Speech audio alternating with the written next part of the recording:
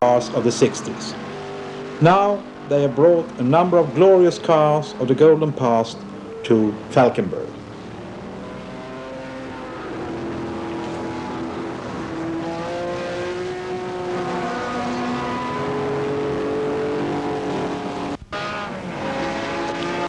It's cars like Mike Ostromo's Le Mans, Ferrari,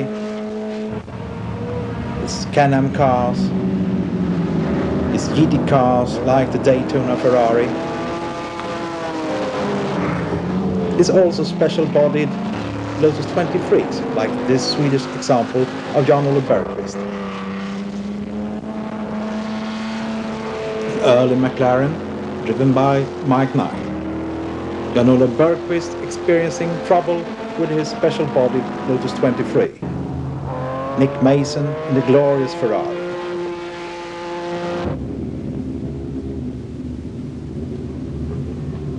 Practice is over and the cars are rolling back to the paddock.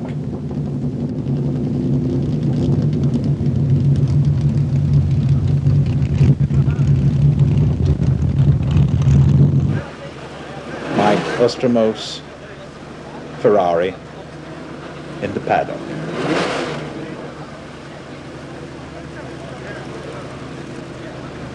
North Down Racing's team manager Ian Webb pondering over lap times. And David Piper is filling up his Ferrari.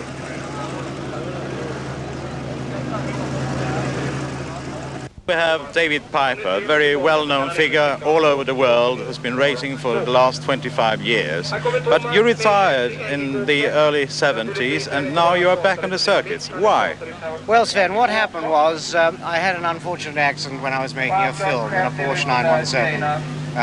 Steve McQueen was making his film about Le Mans, and I had a crash in a 917 and I had to have my leg amputated, which was rather unfortunate. So at the time it was rather a major setback, and after a while I got used to it and found I could do the same old things again without too much trouble, and I found I could drive. So I, you know, like all people who've enjoyed motor racing, you know, it's very difficult to divorce yourself from it. So I started by getting a few of my old cars together and trying to drive them again, which I did. And then I found that, you know, it was possible to get the old vintage cars back on the scene. People like to see them again. And a lot of my driver friends who'd retired, they felt the same as me and felt they'd like to race a bit again, you know, not professionally, but just for fun, you know. And we found this a very good way of doing it. And you had started a series for this kind of very fantastic machinery in England. Yes. What we've tried to do is get the big ones out again on the fast circuits. You know, cars over 3 litre, Ford GT40s, Ferraris, Lolas, McLarens, that sort of thing.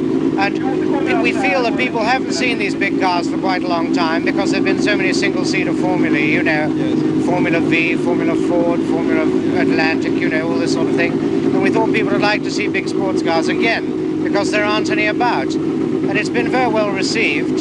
And so also, one other good thing about it is, as well as getting the quite well-known drivers back on the scene again, household names, people like Gurney and Phil Hill and Atwood, Redmond, that sort of thing, who was probably still doing a bit of racing. They're all very keen on these cars. They like them. Yeah. And, you know, it's getting them back and it's improving the value of the cars too, which means that it all makes it more practical for everybody concerned. Yeah. It seems that the interest for historic racing is growing all the time because people really like these cars from the 60s, which was really the last great era for sports cars. For example, your Ferrari is a P2, yes. Which is a fantastic motor car. Yes, well, they sound nice and they look big, they're the right color, you know, they make the right noises. You can see the driver working and, you know, they're the classic, really. I think there's no substitute for them, really. This particular car is the very same car you won the Kanonloppet in 1968 at Karlskoga, isn't it? No, it's not the same car, but it's the same model. Yes. This is the car that beat the Ford 7-litre J cars with Gurney, Foyt and Eamon at Daytona. and in the 24-hour race, but it's predominantly a long-distance prototype. But it's the same car that I ran at the Swedish Grand Prix at the Cannon Loppet. When Eartha Kitt gave the trophy away, it was great fun. Joe Bonnier and Rennie Wiesel and Ronnie Peterson, you know, were all there. It was lovely. It's very nice, David, that you are bringing some of those days back to us. It's very nice of you to come to Sweden again for the second time here in Falkenberg, and we hope to have you next year. I always look forward to coming back to Sweden. One of some of my most enjoyable races have been here, especially at Karlskoga and here at Falkenberg. And I'll always, while I can race, I'll always be glad to come back. Thank you very much, Sven. Thank you, David. Okay.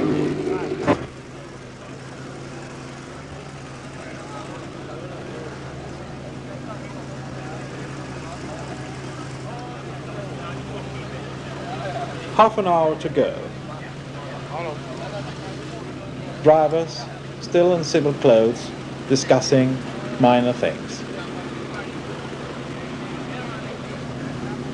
Habitees walking around discussing the coming race. Engines being warmed up. Minor adjustments being done in the last few minutes.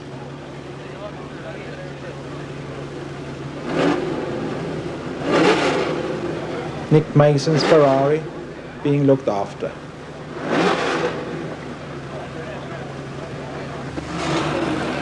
Mike Knight looking at his McLaren.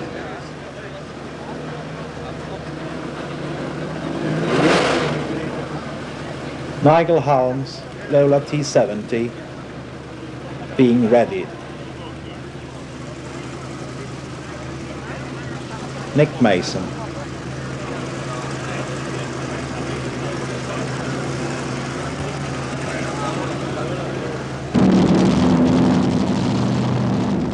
As can be seen, the organizers at Falkenberg, with the help of Ferrari exponent Ulf Boman and of course David Piper, have found a number of very interesting and above all beautiful cars, like of course David's Ferrari. Here is the Lola T70 in its original Can-Am type open form. There are also some lesser cars like the Gemler SP 250, Brindly McLaren M8C, big Jaguars,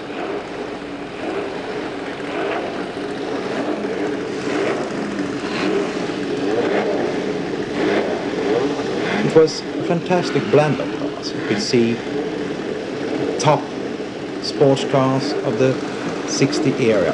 Here is the Ferrari 512S, now driven by pop drummer Nick Mason of Pink Floyd fame.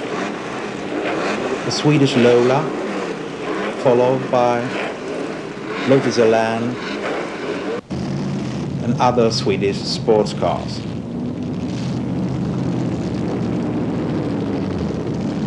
It all made up to an interesting blend. Here is Lars Wiedenborg in the Lola T212, Ulf Boman in his immaculate Ferrari Daytona.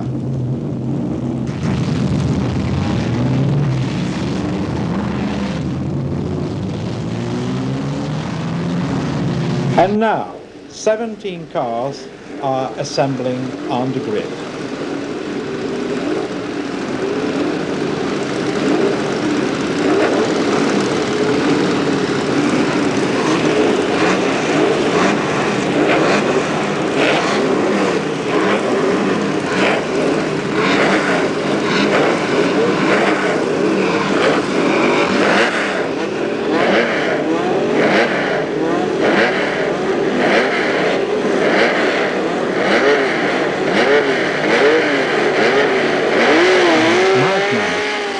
Taking the start. Maybe he is a little bit too quick. Mike Knight and the old McLaren is taking the lead in front of Brindley. Brindley shadowing Knight with David Piper third, hotly pursued by the Swede Lars Wiedenborg in the little Lola.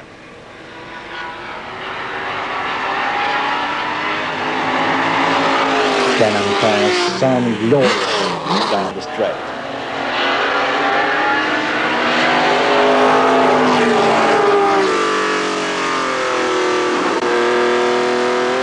Nick Mason, his Ferrari was driven in 1970 at Le Mans by no less than Ronnie Peterson. The Nigel Halm T70 Lola was driven in Can-Am by Chuck Parsons. But then it had a Ford engine. Now it's got the Chevrolet 5-liter engine.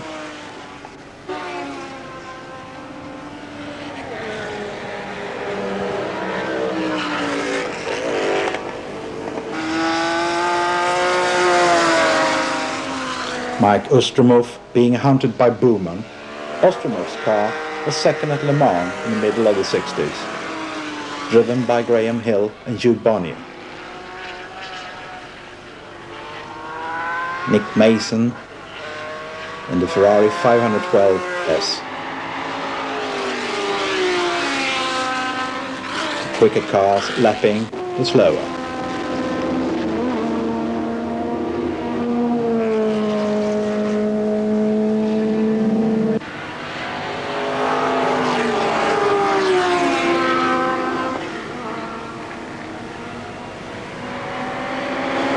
It's really tight up there. Now Brindly is leading with Michael Knight down to second place.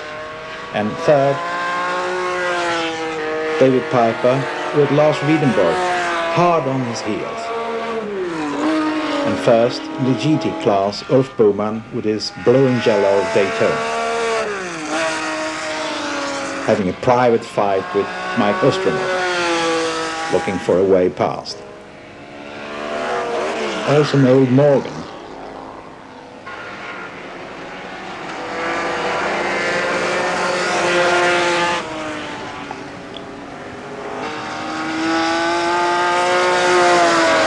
There's the winner, John Brindly. Second, Mike Knight, and third, David Piper. I get the girl. No, I get good. Oh, no matter. You only get one little kiss, John. Thank you. Thank you. We share all this. She's for me. She's for you. Thank you. Do you want to shake hands?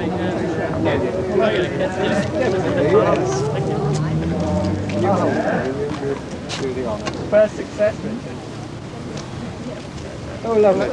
Thank you very much. It is. Well, Richard beat me at Donington, so that's fair enough. Bring it all going. Save something for us, Dave. Cheers, thank you, everybody.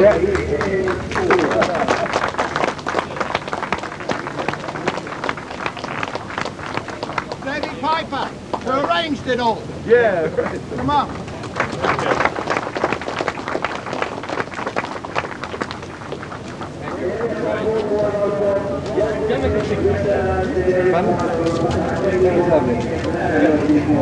Take it back to the ground. Thanks. Lovely. Well, David. Here's the governor. He owns the car. Have a sip. Mike Ostromov has something to say about the Swedish champagne-looking lemonade. Tommy står närmare på han. Kom nu. Ja, I know. You got me on that. Non-alcoholic son. Hey, it's non-alcoholic. You are retiring, aren't you? How do you get on, Michael? I'm now Organizer of the super sports car race at Falkenberg, Ulf Boman, had an easy win in the GT class, but only after his closest rival, Ulf Lydholm, had the misfortune to blow his engine in his magnificent AC Cobra in practice. Second came a Lotus 47, and third, the ever-popular Morgan.